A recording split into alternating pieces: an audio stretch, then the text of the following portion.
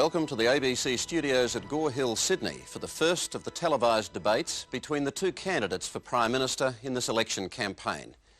The second and final debate will be 3 weeks from now, at the start of the last week before Election Day, March 13. I'll come to the rules of this debate in a moment, but first, let me introduce the participants. To answer questions on economic and social policy for the next hour, we're joined now by the Prime Minister, Mr. Paul Keating, and the Leader of the Opposition, Dr. Keating-Hewson.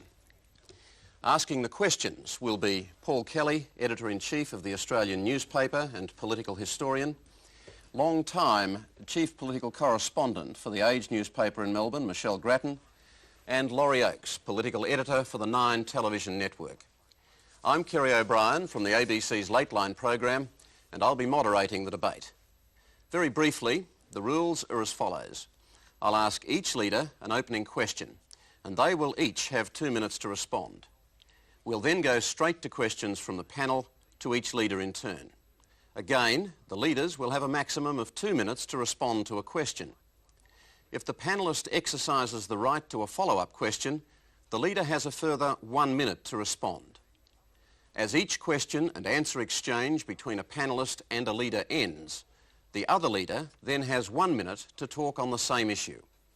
I will end the debate with a final question to each leader. Again, each will have 2 minutes to respond. We've tossed a coin to determine poll positions, and Dr. Hewson won, and he has nominated Mr. Keating to take the first question. So, Paul Keating, Labor has had 10 years in government. Why should Australians give you another term? Because I think the election, Kerry, is only about one thing. It's about how we can continue to engender a recovery, how we can promote investment, how we can unlock employment and see employment grow and get Australia growing back through the 80s. We've already seen very large changes in the structure of our economy. We're now exporting twice as much as we were a decade ago. Our manufactured exports are up by a third. Our service exports are up by a third. It's now about a recovery. We're now growing faster than any OECD economy, any Western industrial economy. We've seen some signs now of employment coming through, 87,000 job growth in the last month. The economy's set to accelerate through 1993-94. The Economist magazine says that we are forecast to grow by 3%. Now, Dr. Hewson says the problems of Australia are bad. We're on the slippery slope to nowhere. If they're so obvious, how come he has the most inappropriate policies in a country which needs more than anything else spending and investment, yet his first major policy is a huge new tax on spending, a GST, and his ancillary policy, his accompanying policy, is an industrial relations system which would wreck our 0.3% inflation rate, ruin the cooperation we've had now for most of the last 10 years, the lowest strikes in 60 years, ruin that and put us in a position where rather than accelerate cooperatively, grow together cooperatively, change Australia cooperatively, as we're doing now, we would just stall the recovery, the spending tax would just jam the recovery off in its infancy, the growth to employment wouldn't occur, and we'd find ourselves slipping back rather than being up the front of industrial nations in terms of growth as we are now. John Hewson, you've outlined an agenda for major change across the whole social and economic landscape of Australia. Why should Australians embrace such an agenda? Well, the simple answer, Kerry, to your question is that I believe we would provide the leadership which, when we work with the people of Australia, would solve our problems in the fairest possible way. And you don't need me to tell you how tough times are out there right now. In the deepest recession in 60 years, last week we saw that unemployment went over the 1 million mark, and of course we have debts that now total $200 billion, or nearly $12,000 for every man, woman and child in Australia. Now, to be fair, the Labor Party, when they started out, did take some bold and some important decisions to the benefit of the people of Australia.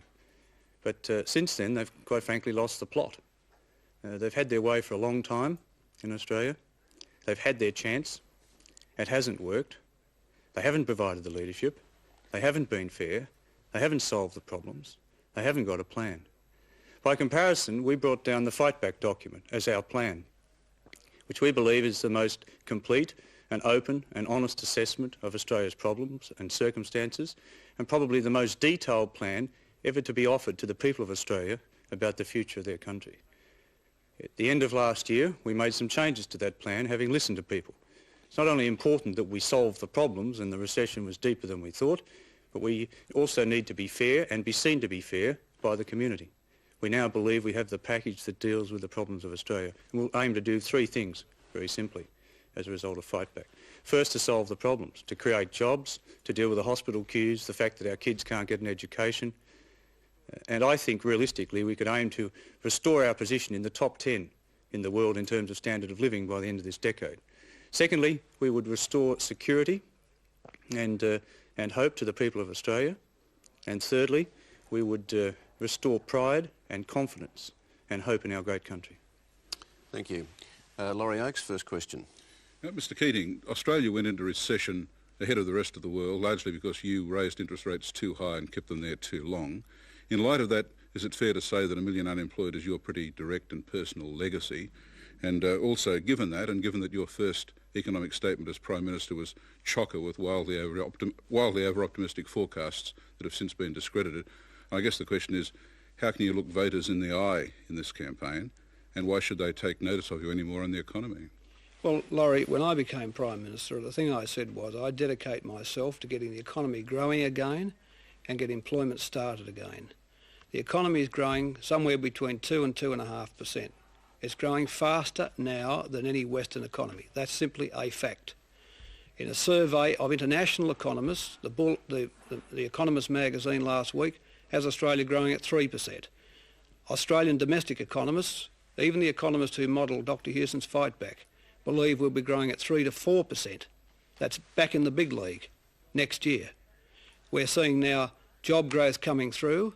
I think we're on the cusp of a significant recovery. I introduced One Nation to get the economy started. It's happened. We didn't grow as fast as One Nation forecast because the rest of the world fell in a hole, or half the world fell in a hole later in the year. Japan went into recession. We've grown at around 2 to 2.5% at the moment. Now, that's what it's about. Whereas what I say of my opponents is that their prescription, Dr. Hewson says he has a plan. He has. It's the wrong plan. The fact is, it's the wrong plan. At a time when we spent the last 2 years trying to lift spending and investment. What's his first remedy? A tax on spending. A huge, lifestyle-changing tax on spending equal to half the income tax. A 15% goods and services tax on everything. It won't, not only will it not promote a recovery, can I also say this, that under the investment allowance introduced in One Nation, we now have 130 billion, 130,000 million of projects on the books, an avalanche ready to fall in terms of investment. The charge was put in that avalanche last week with a 33% company tax by Labor and a further investment allowance of 10%. So we've got the growth, we've got the investment sitting there, 130 billion, enormous, an absolute avalanche, and once it starts to go, the economy starts to move. That's what it's all about. Well, am I right in thinking that you've said very often that 3% growth will not boost employment, will not end unemployment? You need to grow faster than that to end the unemployment problem? What I've said, Laurie, you need to be able to consistently run at about 4% for a long number of years. So 3% tipped by the economists is not enough to bring down unemployment? No, 3 to 4%, no, but we're accelerating. We're starting to see employment coming now. And we'll start to see it all the way up. What provides enough employment to get unemployment down is a constant 4%. But you need an incomes policy to do it. You can't have 4% growth and under 1% inflation with the policies of the opposition. That's the point we've been trying to make. You made a point earlier, Laurie, about Australia going into the recession. Yes, we were one of the first in, but we're also the first out. We're also the first out. And in the essence... do you say we're out now with 1 million unemployed? No, I'm saying in terms of growth. There's still the aftermath of the recession, but in terms of growth, we're about the first out. Okay, Dr. Hewson, your response for 1 minute. Well, the simple fact is, as the Prime Minister has said himself, that if you can't get 4% growth, you should give the game away. And all we've heard for 10 years, through his time as Treasurer and his time as Prime Minister, is things are always going to get better. We always had an explanation for why things would work. The numbers, all the tough decisions had just been taken. The good times were just around the corner. Well, 10 years on, nobody would believe that anymore. And in fact, if you just look at the period since the last election, real living standards in Australia have fallen by 3.5%, and unemployment has almost doubled. And we have not yet seen the peak of unemployment. I know they're trying to put a brave face on it, but we have not yet seen the peak of unemployment. And there's nothing in the package that they have suggested that will deal with that problem. Paul Kelly, a question for John Hewson. Dr. Hewson, why should the public trust you, given that you've spent the past nearly 3 years saying that you wanted to be right, not popular, that you would never change Fightback 1, never, no matter what happened? But of course you did change when the poll suggested you might lose the election. What guarantee do people have that if you become Prime Minister, you won't get into office, look at the figures, say, sorry, it's tougher than we thought, I've got to break my promises, we need much harder medicine to fix this economy? What guarantee is there that you won't do that? Well, a couple of quick points first. I never said I wouldn't change Fightback because in the original document we foreshadowed a number of changes. And I did go all over Australia and listen to people and see whether in fact how it was being received and whether they were willing to build community support behind that document. As the year went on, it was quite clear that although we were seen as pessimistic, the recession was longer and deeper and more painful than even we had thought. And most importantly, I guess a large part of the electorate thought we'd been unfair, in particular in taxing food. Church leaders came out, community leaders came out. And as I said in my opening remarks, we not only have to look like we're fair or think we're fair, we have to be perceived to be fair. As to whether or not we'll change, well, we've told you all that we can about the state of the economy today. We haven't waited till after the election to lay it all out. In the last few days I've expressed a concern that the economy may double dip. I think there is evidence to suggest now that that is the case. I don't do that lightly. In the last election campaign I predicted we'd go into recession. I was told I was wrong. I then said it would be the worst recession in 60 years. I was told it was wrong. I've given you an open and honest assessment of where we see the economy today. So when we get into government, we won't be suddenly saying, oh, things are much worse than we thought. We've painted the picture honestly and openly, and we've advocated the difficult decisions before we get into government. We've told everybody all the good news, if you like, and all the bad news as the way it's been received in the electorate. And we are confident that we have the plan that will solve the problems. We set out a strict timetable as to how that plan can be implemented. I think the important change in December was to add the recession-busting package, which brought forward some of our initiatives. The accelerated depreciation in investment allowance to kick-start business investment, bringing forward of pensions and tax cuts and family benefits to put money in people's pockets, the quickening of the approval process for major developments, the Rebuild Australia Fund. We can start creating jobs from day one. Well, let me put the flip side of this question. I mean, you always disagree with the government forecast. Will you give a promise that if you become Prime Minister, you'll conduct a thorough and immediate review of the entire fiscal position of the Commonwealth? And if in fact it is worse than what you thought, if in fact we do face the prospect of a double-dip recession, then you will make a virtue of changing policy, that you will in fact be prepared to break or modify some of your policy promises in the cause of the national economic interest? Well, we don't believe that that would be in the cause of national economic interest because we have already factored in this very pessimistic assessment of our current circumstances. So we will certainly, however, do a full account and make that full audit and make that available. We've said that. We'll certainly have the Treasury and the Reserve Bank as separate organisations publishing and defending their own forecasts. There won't be any fiddling of forecasts in my office. They will publish their forecasts and defend them. The Reserve Bank will be expected to do the same. If I do disagree with the forecasts in our own assessment, I'll be quite happy to say publicly where I disagree. And I think, I believe, quite frankly, that we have a responsibility to take people into our confidence and to tell them openly and honestly where we are and where we're going, because the downside of not doing that is that you compound our economic problems. If you falsely raise their expectations and you fail to deliver, the downside is that you make the problems worse, you compound our economic circumstances. Paul Keating, your response? Well, look, two things. Dr. Hewson persists with this Jeremiah stuff. He says the economy's about to go back into recession, a double-dip recession. The economy's growing now between 2 and 2.5%, has been growing positively now for 6 quarters. All economists estimate, even those who have done Dr. Hewson's own work, that the economy is going to be growing in the 3 to 4% area next year. Talk about double-dip recessions is simply designed to mislead the public and to diminish the hope and confidence that is now occurring. He said we haven't seen the peak of unemployment yet. Unemployment fell by nearly half a percentage point last week. We saw 87,000 job growth. I'm confident it's peaked and it's on its way down. The second thing he says is that he talks about his proposals. He said he wants to kickstart the economy. When I talked about that in One Nation, he said it was dead wrong. He attacked me in the budget. He said that a fiscal stimulus doesn't work. He's had to abandon his policy under Fight Back and adopt the government's policy.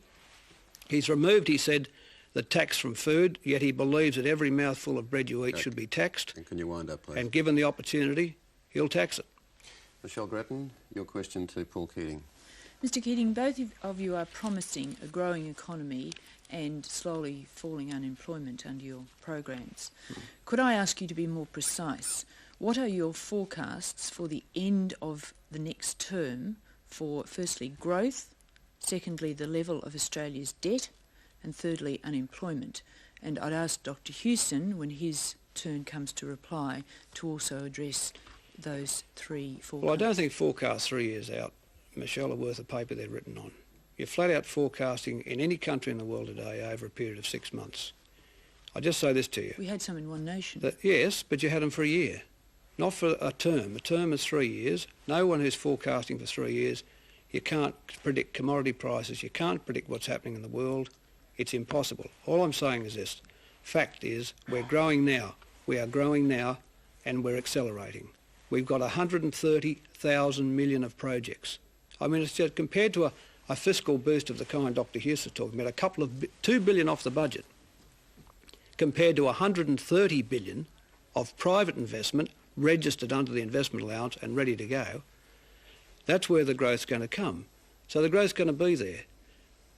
The government has always dedicated itself to growth. When I became Treasurer, the economy was 200 billion in size. Dr Hewson says we've come nowhere. This year it's 416 billion in size. The labour market, notwithstanding the unemployment, which is far too high, is a quarter bigger than it was 10 years ago. The fact is, under the Accord model, we've always dedicated ourselves to growth, and growth that comes fairly. That is, we're not about to rip people's wages apart. We're not about to abandon the social wage. We're not about to rip 10 billion out of spending. We're not about to wreck Medicare, as Dr Hewson proposes to do.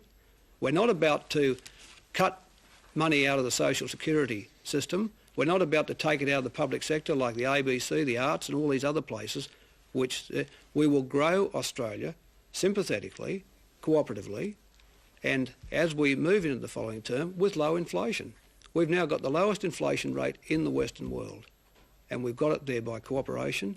And I say there's a low inflation recovery for Australia in the 90s, locked into the Asia Pacific, with all the linkages created by this government. The prospects for Australia in the 90s are as good as any country in the region. In fact, in many respects, better.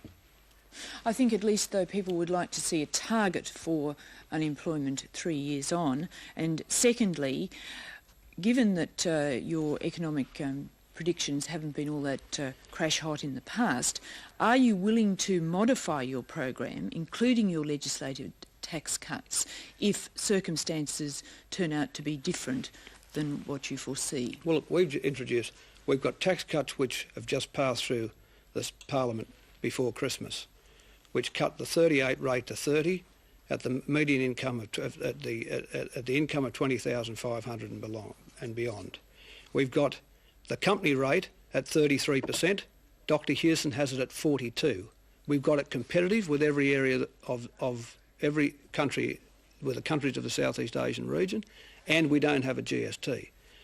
I say Australia needs those tax rates to make the opportunities for itself in Australia and in the region, and to give tax equity to people. I don't believe that those rates are not sustainable. If they became not sustainable, would you be flexible?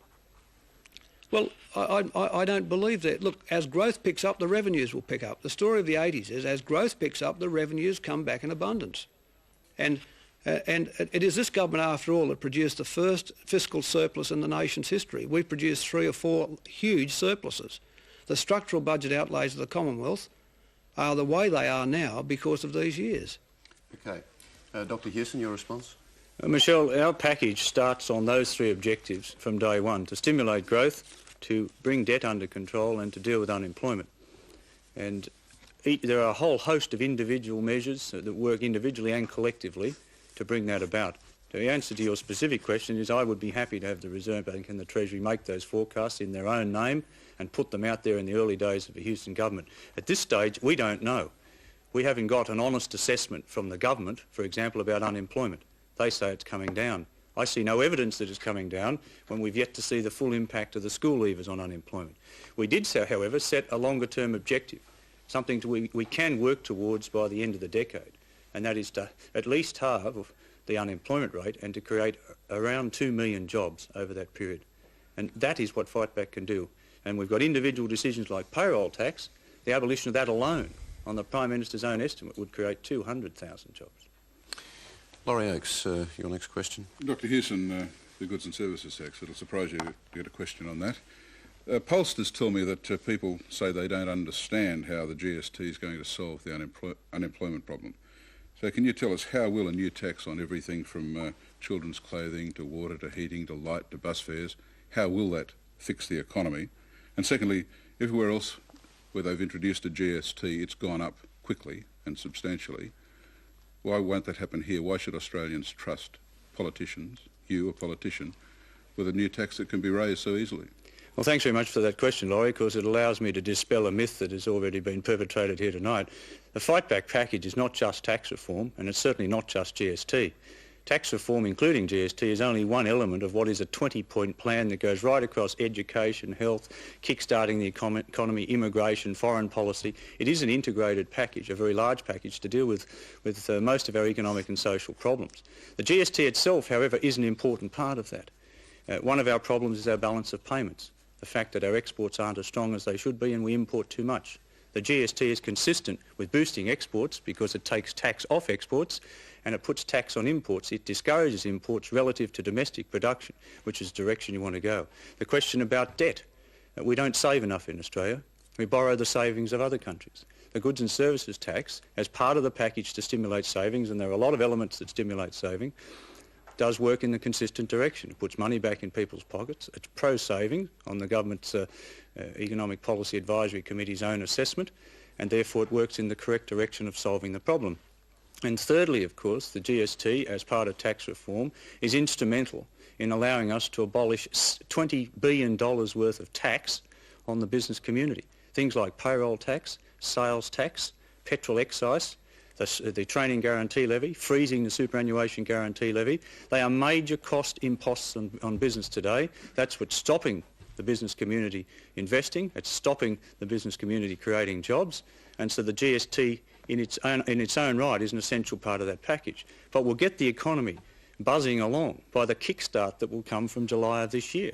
$2 billion worth of an investment allowance to create a climate for business investment.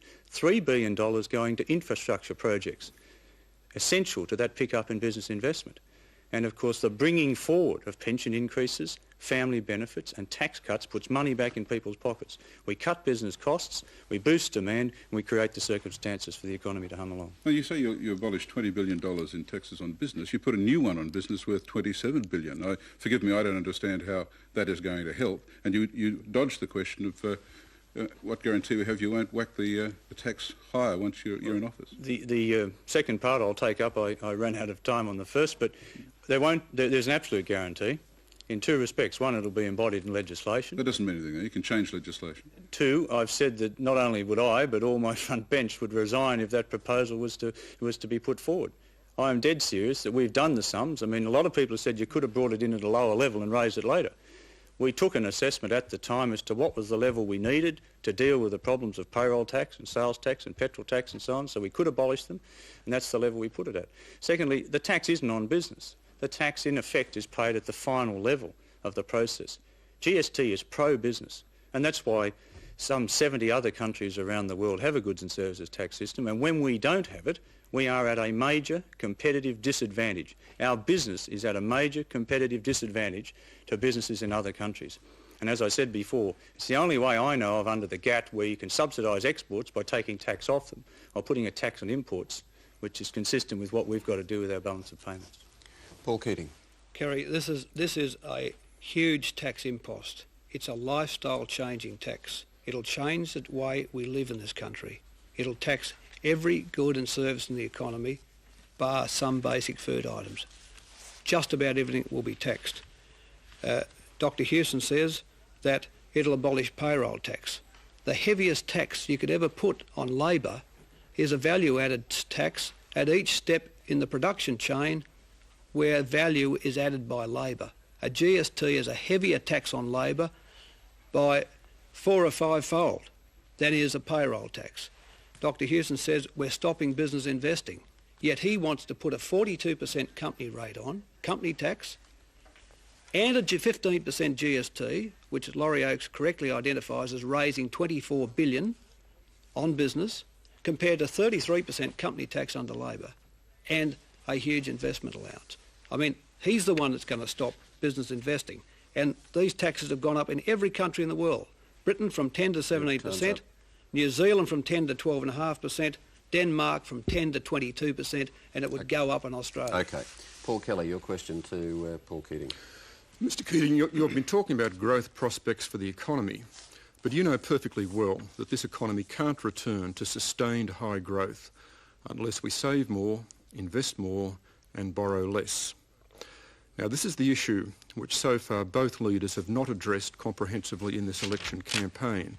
I ask you, what is your plan to ensure that we boost the level of national savings, to ensure that we return the budget to balance, and can you give us a timetable over which you will return the budget to balance? Well, let me go to the third question first. I'd say in the area 95, 96, maybe 96, 97, we'll see the budget back into balance. Now, that's a firm commitment, is it? Around that time. It'll depend on the revenues, the return of the revenues, Paul, but again, the structure of the outlays is, of course, second to none in the post-war years. Can I just say, in terms of savings in general, and you identify correctly one of Australia's principal problems, an absence of savings. In the first instance, the government put the big plan in the 80s for savings through occupational superannuation. We expect to have somewhere between 600 and 800 billion, 600 to 800,000 million in super funds by the year 2000.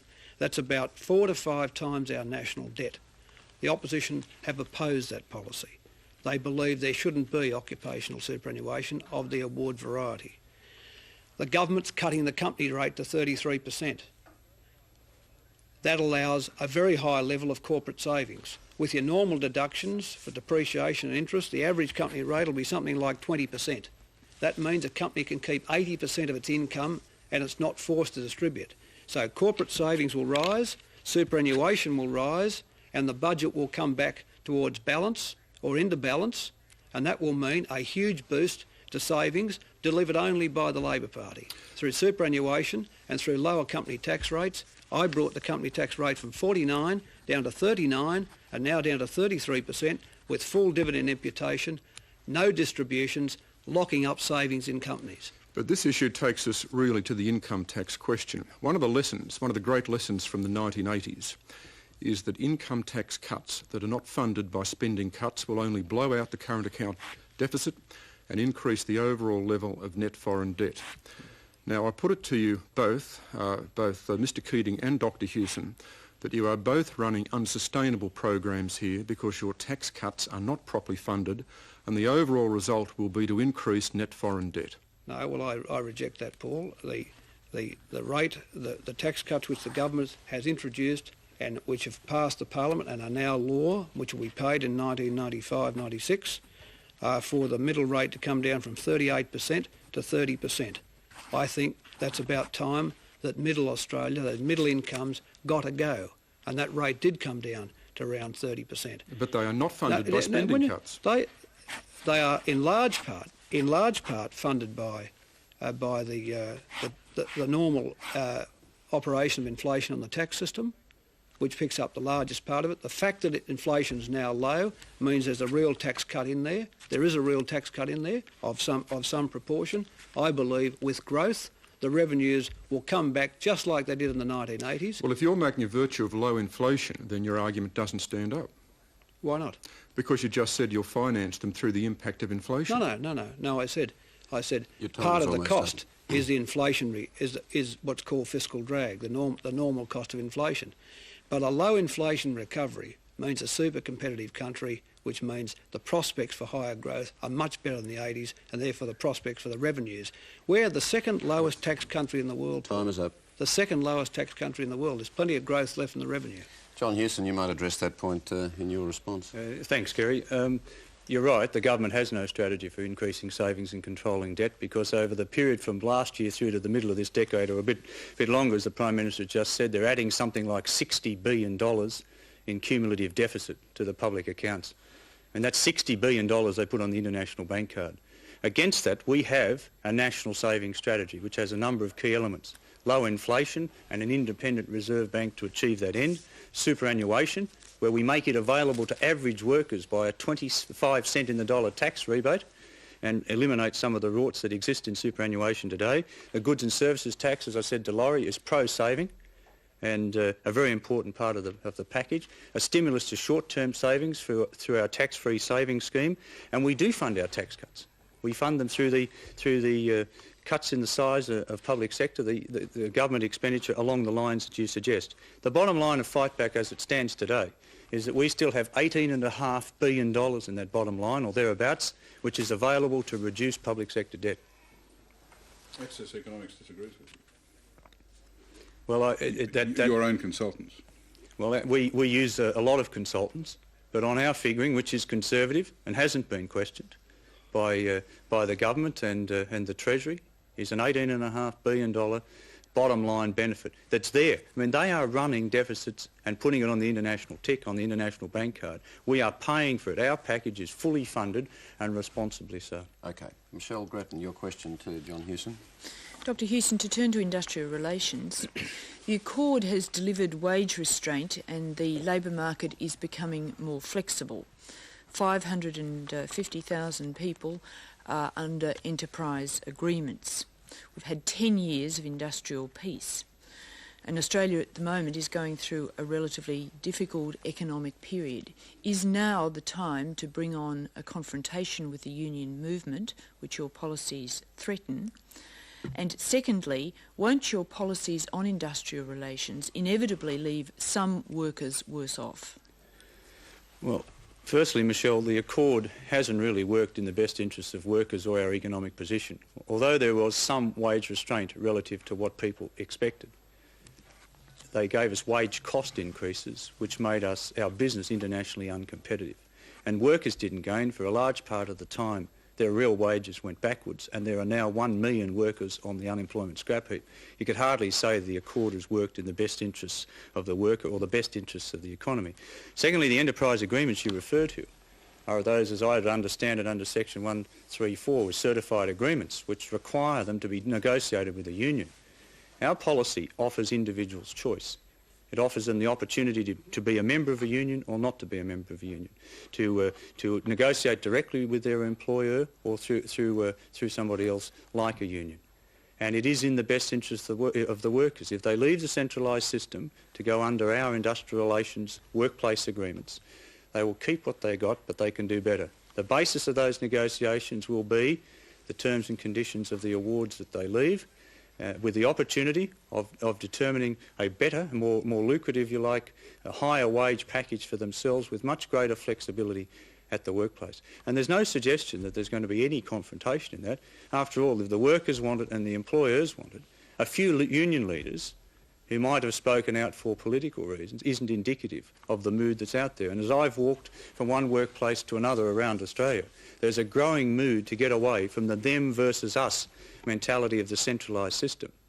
There's a growing mood to get away from the power of a few union leaders who've looked after themselves, but clearly at the expense of their workers, and to go to a workplace where in fact there can be a fair sharing of the productivity benefits of what is done at that workplace. Are you promising you can deliver this policy without any significant disruption? We don't believe there will be any significant disruption. As I say, as we've identified our policy, it is fundamentally different from the Kennett government policy in the sense that we will not unilaterally remove leave loadings or penalty rates.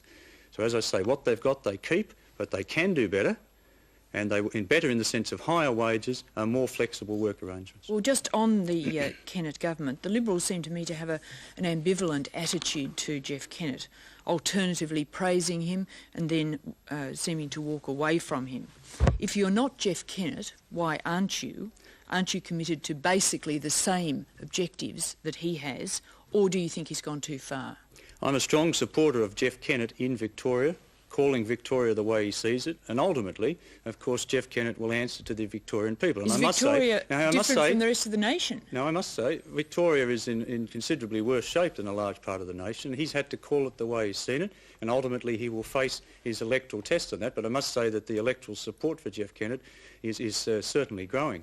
We need, however, to deal with the issue of whether or not we will unilaterally remove penalty rates and leave loadings, because the Labor Party at state and federal level has been running a massive scare campaign with the cooperation of the union movements to tell people they'll lose benefits under us. And that is just totally wrong. They won't, but they will have a more flexible arrangement where they can do better as individuals in terms of the money they earn. They can do better in terms of job security, and they can do better in terms of the flexibility of their working arrangements, which I think is particularly important for women who really don't fare so well under a lot of the awards. But surely there's another issue here, and that is how tough you'll be. I mean, I can remember a couple of years ago you saying that you'd put troops onto the waterfront if need be to get the union reforms you wanted. Now, are you walking away from that sort of statement, or are you still prepared to do that? No, in terms of the waterfront reform process, which goes way beyond industrial relations... But there's a principle here. As I said at the time, and I still say, as an absolute last resort, and I don't believe we'd necessarily get there because we'd have a process whereby there'd be, I think, a lot of public pressure on some of those union leaders on the way through. As an absolute last resort, if we had to, we would, but I don't believe we'll need to. OK. Paul Keating, your response. Well, could I say this, Kerry? We've got the lowest level of industrial disputes now we've had in 30 years. Industrial disputes are down 60% over the last 10 years as they were the previous 10, and that's still the case.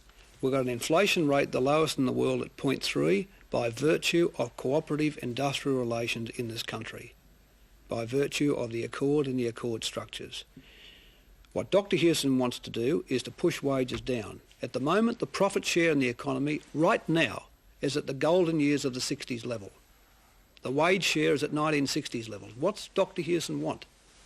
How much higher does he want the profit share to go, and how much lower does he want the wage share to go down? What he wants to do is to fillet people off into common law contracts, to lose the protection of awards, to lose all of those industrial conditions, minimum rates of pay and the rest, to push them into common law contracts where they take the contract or they take the sack. And that's the thanks they get for a decade of peace, for a decade of cooperation, for low inflation. They get pushed down because there's all the flexibility in the world now. Yeah, time is running out.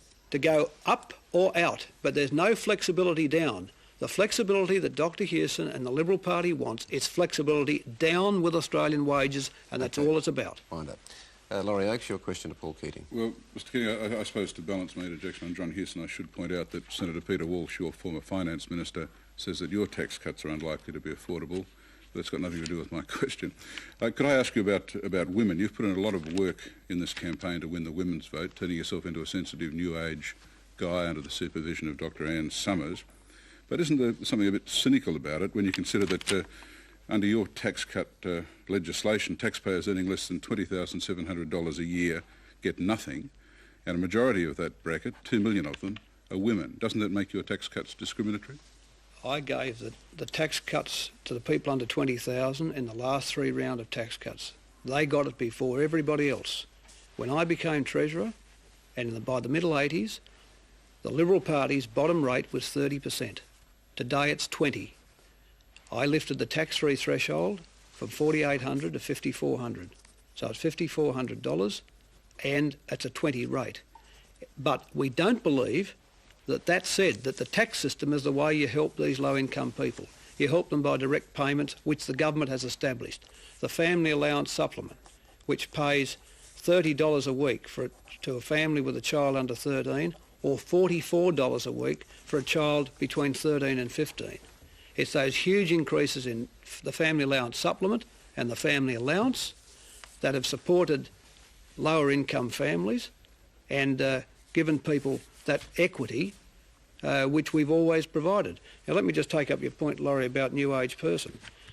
I introduced, when I was Treasurer, and more latterly, supplementary payments for low-paid women. I gave for the first time the opportunity for working women to store up superannuation benefits, that is, benefits which are preserved. I introduced the Child Support Agency through the tax office to chase the maintenance dodgers who were not supporting their wives and their children. I didn't need any of that. I mean, nobody accused me then of being a new age guy. That was in 86 and 87 and 88, before my staff person and colleague Ann Summers appeared on the scene. I mean, the fact is that in terms of the interests of Australian women, and can I say, the great rise in participation by women in the workforce occurred during the years when I was operating policy. That is, 2/3, 60% of the jobs of the 1.75 million jobs that occurred between 1983 and 1991 went to women. Could you so I don't think, Laurie, that, I mean, while I can always accept advice about issues affecting women, I've put the policy where my heart is over the years. Laurie, have you got a supplementary? Yeah, I suppose I'd make the point that aren't women, like men, more likely to vote on issues like economic management and unemployment rather than so-called women's issues? Why are you making such a thing of women's issues? Well, I mean, preservation of superannuation benefits for women moving in and out of the workforce is something they've never had before. I did it. Supplementary payments to low-paid women, I did with the ACTU, the Child Support Agency, access to employment, all of those policies, support for the Sex Discrimination Act, all of those. Now, childcare is, I think, just another step along the way. It's giving women a chance to join the workforce, giving them equity. We're regarding childcare as an expense incurred in the pursuit of income, to give them the opportunity to participate in the workforce. It's just another reform, but a very important one. It'll sit beside education and health as an Australian right, which it didn't do before last Tuesday. Okay. John Hewson, your response? Well, thank you, Kerry. I think Laurie's right in terms of the thrust of his question is that women do not do particularly well under the government's current policies, and 60% of women do earn less than $20,700. They do not get a tax cut. The workplace arrangements in place are not flexible enough for women, and one of the benefits of our industrial relations system is to, for example, allow them to do very simple things like negotiate childcare places at the workplace, to have flexibility in their hours, to forget the afternoon coffee break to go home earlier to pick up the kids and so on. Our superannuation package allows women to actually continue in superannuation when they're temporarily out of the workforce having children. And as a family they can maintain that superannuation benefit. That flexibility is important. It's not there under the government. It's true what Laurie says, women are principally interested, of course, just like men, in economic management, and right now they are particularly concerned about unemployment, the million unemployed, not only for themselves but for their kids and for their husbands, and they probably worry about it more within a family than do the others. And so I think that an appropriate response, and finally on childcare, his childcare package is just childcare for millionaires. I mean, it is not targeted. Okay. Paul Kelly, your question to John Hewson. On the question of Medicare, Dr Hewson, the surveys show that a majority of Australians support Medicare. The financial facts are that the cost of Medicare to the Australian economy is an awful lot less than the cost of the disastrous market-orientated US health system is to the US economy. I'd also point out that the effect of your scheme will be to increase the CPI about 1%. Doesn't your scheme ultimately mean that more people will pay more for health care and that the overall costs of health care will blow out? Well, we better make a few points very clear, Paul, in answering this question and picking up some of the comments that the Prime Minister has already made. We are not going to scrap Medicare. We're going to keep it and we're going to improve it.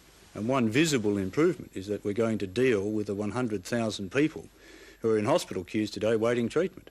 The most effective way to do that is, of course, to open up the possibility of more widespread private health insurance. And we do that by offering tax rebates, particularly concentrated to older Australians who are predominant in those queues, so that they can get the treatment they need much more quickly in private beds in public hospitals or in private hospitals with doctor of their choice.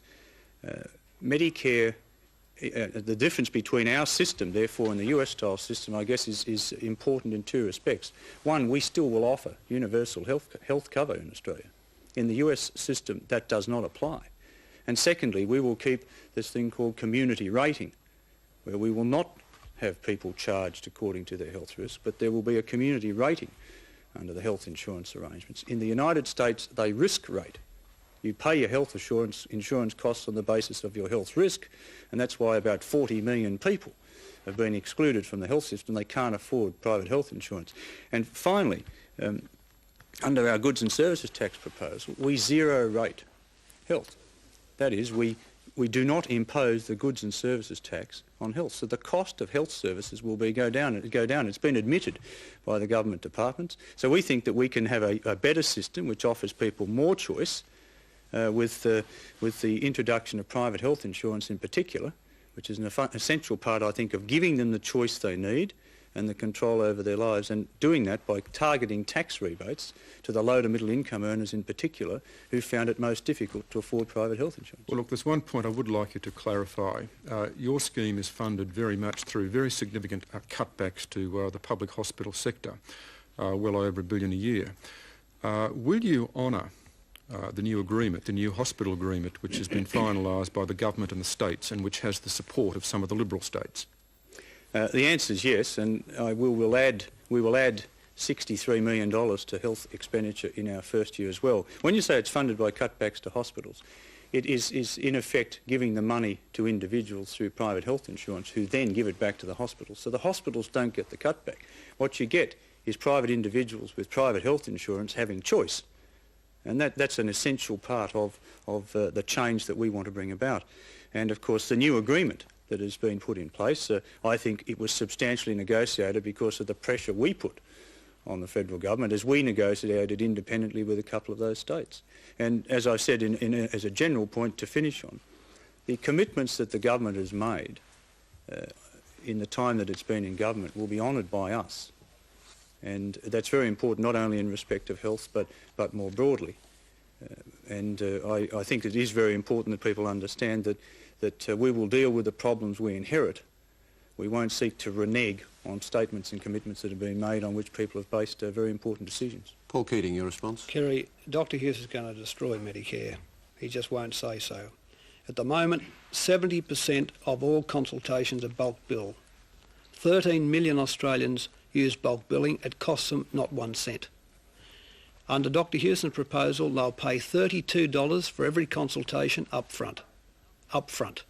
So from nothing to $32 up front, and after they privately insure themselves, it'll still cost them $13. And if you're chronically ill, you won't be insured. No insurer will take you on if you're chronically ill. And for those aged people, particularly outside the pension system, they will wear the chronic problem, and they'll wear the cost of private insurance, and they'll wear the abolition of Medicare. Paul Kelly's completely correct when he says that the Liberals want to cut $1.3 billion out of health. They want to abolish 10,000 public hospital beds, while Dr. Hewson cries crocodile tears about waiting queues. He wants to take 10,000 beds out of the system. It'll cost the average person, the average family, $22 a week extra for health care as the Liberals cut Medicare to pieces. Now, they ought to do the honest thing and say Medicare's gone, we're going to have another scheme, the doctors are going to set the common fee, the system is set up for the doctors, there's going to be $1 billion transfer to doctors, a 60% increase in doctors' incomes, which is the point of the Liberal policy. OK. Michelle, and gentlemen, we've got, with the remaining time left, I'd suggest one question from Michelle with no supplementary in the time, and perhaps one from Laurie. Michelle. Mr. Keating, last year you made a big thing of the need to change the flag, and then you suddenly seemed to drop off the issue. Will you take action in your next term, if you're re-elected, to get a new flag? And incidentally, isn't it a bit ironic that in the Labor Party ads the flag is quite a big feature? And secondly, the Labor platform is committed to the aim of Australia becoming a republic on January the 1st, 2001. Will you take concrete steps in your next term to start laying the ground for that? Well, Michelle, the fact that I've been speaking about these things has engendered your question, has it not? I mean, what the Labor Party platform enjoins me to do is to talk about aspects of the country's constitutional arrangements with a view towards the public choosing a model for a republican structure by the year 2001. But when does action start I've been talking in those terms. And I've also said I think it's very important for the country to be clear about itself, about its arrangements and its identity. But look, while ever the Australian flag is as it is now, I'm more than proud to sit with it or in front of it. That's not to say I haven't said, and let me repeat, I don't believe that we ought to go around with a flag of another country in the corner of our flag.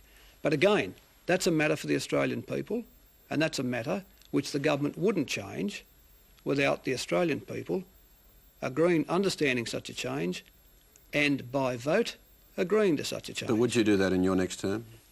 No, I've simply made the point that I think these issues should be debated in the public debate. But over what time frame, Mr. Keating? I think that's the party an important platform question. makes it clear, doesn't it? 2001, it says, let's talk about these constitutional arrangements. But that's including the flag. And the emblems of our nationhood up to 2001. But the government has to initiate action. Well, again, I mean, there's no point in me repeating myself, Michelle. I've told you what our position is. John Hewson, a brief response if we can, if we're going to get through to the next both issues were clearly raised as distractions. I don't think there's any more to it than that.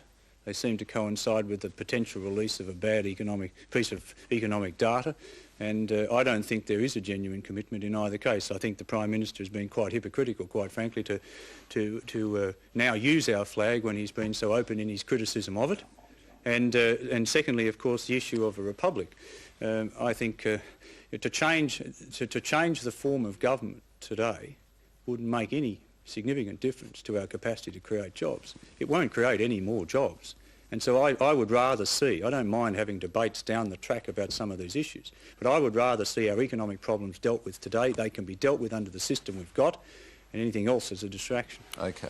Laurie Oakes to John Hewson. Dr Hewson, Fightback contains a long list of enterprises, government enterprises, to be privatised. That's presumably not your total agenda. How far would you go? Is there anything that you wouldn't privatise? The ABC, for example, would you not privatise that? And secondly, to what extent are you still thinking of privatising the delivery of welfare? The ABC is not on our list for privatisation, and it hasn't been debated by us either. And I'd say that there's no probability that we would privatise the ABC. Our list, as you say, is already quite long, and Kerry's pleased to hear it.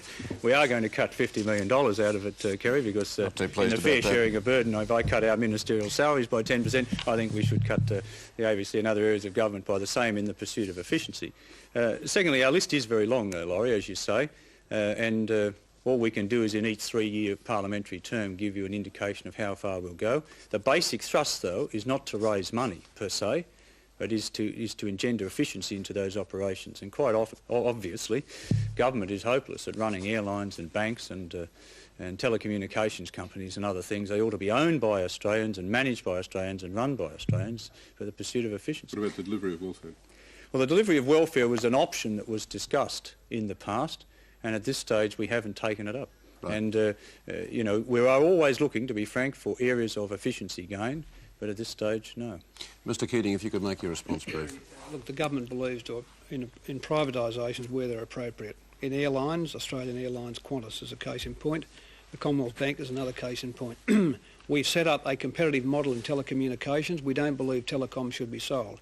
Dr Hewson, in his fight back, has a 20 billion sale number for telecom. It could never be realised. It's an entirely shonky number, and he knows it and his party knows it. There's no way the Australian equities market could digest 10 billion for 2 years from the sale of telecom.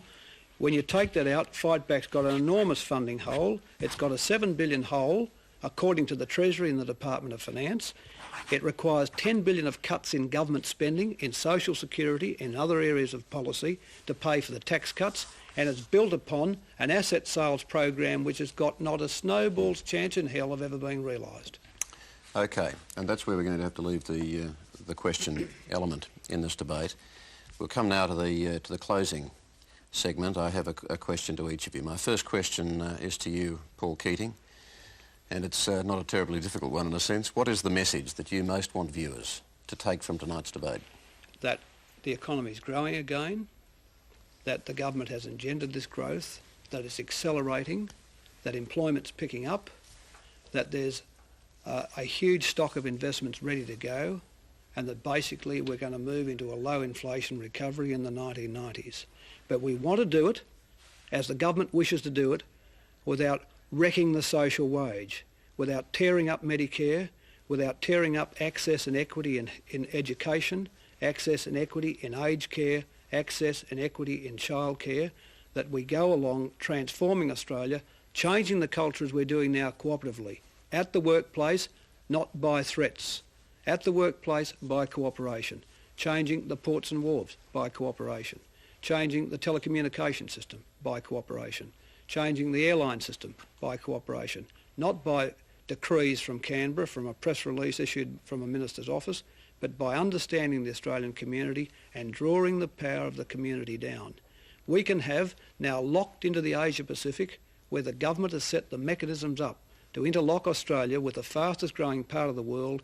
We can have a solid basis for growth right through the 90s, a solid basis for employment, a lift in Australian living standards. And I say, don't put that at risk for a huge lifestyle changing tax which will basically kill the recovery stone dead, which is unfair, which is unnecessary, and a disruptive industrial relations policy when we've had an outbreak of industrial peace, the likes of which we've never seen, and an inflation rate last this low in 1960. John Hewson, what is the message that you most want viewers to take away from tonight's debate? Kerry, I'd like viewers to focus on the fact that this is without doubt the most important election since the Second World War, not only because of the magnitude of our problems today, but importantly because of the sense of urgency we need to have in dealing with those problems.